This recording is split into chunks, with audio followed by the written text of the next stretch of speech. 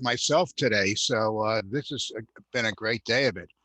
I'd like to talk to you about visual distress signals, or sometimes called flares. In the event of an emergency, day or night, your only means of reaching out for help may be the visual distress flares that you have on your boat that the Coast Guard and state boarding authorities require you to carry on the boat. First, let's take a look at a video prepared by Petty Officer 3rd Class Jasmine Mazzilla at U.S. Coast Guard stations Ocean City, Gristfield, and Curtis Bay. You want to run that flare, please?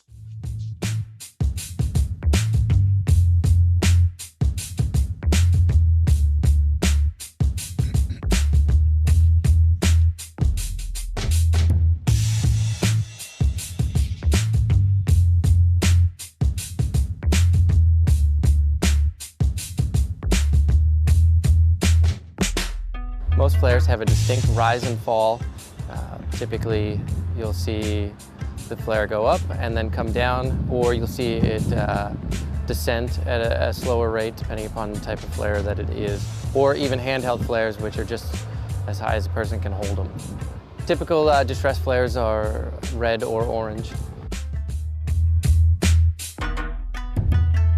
If you see a flare, we're going to have several questions for you. How long did you see it? How long did it burn for?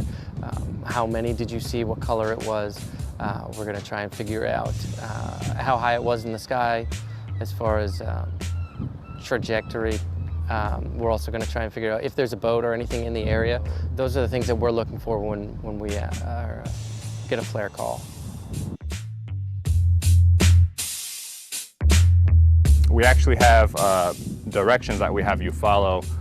Normally, the technique I like to use is to have you put your hand out on the horizon like a coffee mug, and you just count up on your fingers how high the flare is according to your fingers. And if it goes past those fingers, you just stack up with another hand.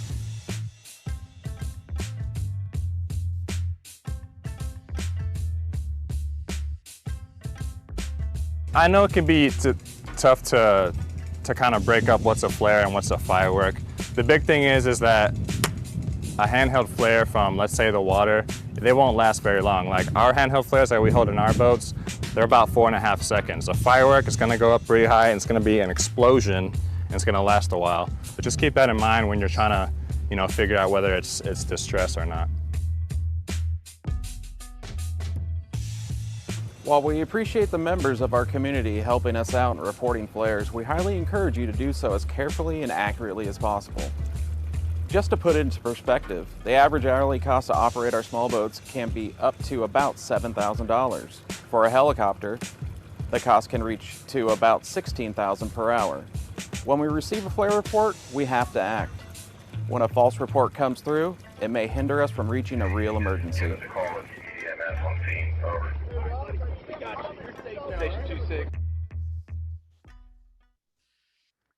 Well, thank you very much. That was very interesting.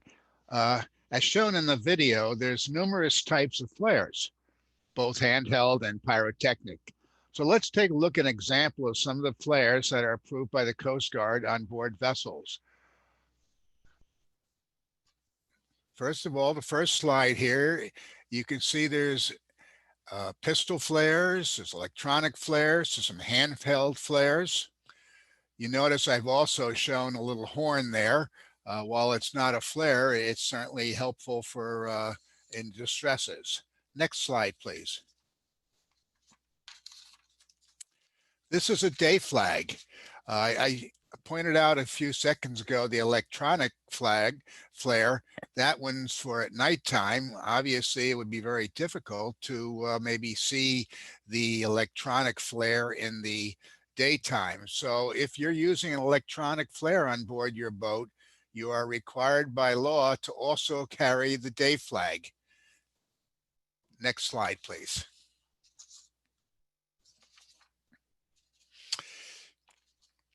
Here's a picture of the here's a picture of the visual distress flare. You notice the expiration date on this, a little bit hard to read, but it's very important that you check the expiration dates. From the manufacturing date to expiration is normally 3 years. Slide, please. So as you can see, here's one where it's only 2011. It certainly is expired a few years ago. The one on the right shows it expired October 8. While you may want to still carry these expired flares on your boat as spares, legally you must still have the flares that are within the expiration date. Next slide, please. Here's some pistol flares. You'll notice the pistol flare there. It says the burn time at the top pistol is only 7 seconds. Not very much time. So when you're going to decide to shoot a pistol flare or any other flare, you want to kind of make sure you know some people are around you or there's a chance of you being found, because once you've used those flares up, that's it.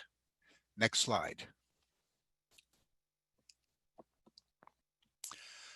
Okay, now I'd like to show you a homemade video demonstrating the visibility of electronic flares. First, you'll see the flare flashing in the daytime. As you can imagine, it might be difficult to see the electronic flare at a long distance on a bright day. This is why the day flag is required, as I mentioned to you already. Next, you'll see an electronic flare at dusk. It's easier to see, but still a small light. Finally, you will see the electronic flare after dark.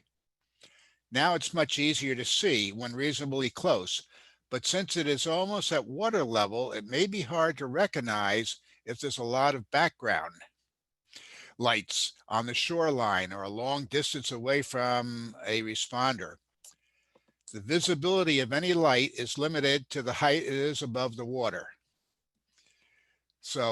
And it's a line of sight. So it makes good sense to carry both the electronic flare and the pyrotechnic flare. Remember, in an emergency, you may want the best chance of someone seeing you, and having both may make the difference.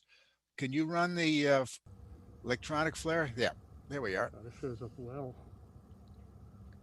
As we can see, the flare in the daytime. I forgot it flashes SOS. Yeah. Now it's just about at dusk. Well, you can still see it pretty well. And you notice electronic flare flashes SOS.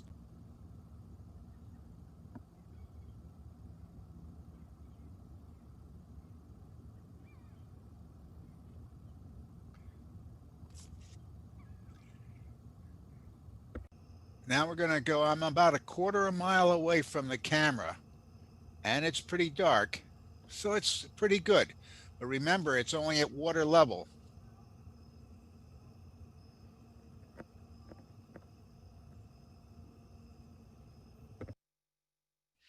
So I hope you enjoy. This one's short to make up some time, but presentation on the visual distress signals. Now, any questions anybody has? Well, thank you, John. Just one question. So in terms of flares or other visual distress signals, what are we required to carry while we are boating? Well, you are required to carry 3 flares at least, and they can be handheld, pyrotechnic, but as you saw the electronic ones, they have to, you have to have then a day flag with it. Okay. Well, thank you very much for the good information, John. You're welcome. Thank you. And knowing where the flares are is also really important. So when you board your boat, make sure you know where the flares are and, of course, how to use them. Thanks. This was a really interesting talk. Well, it's time for another break, and we'll be back at about quarter of the hour. So it's 3:36 now. We'll reconvene, 1:36, we'll reconvene at 1:45. So see you soon.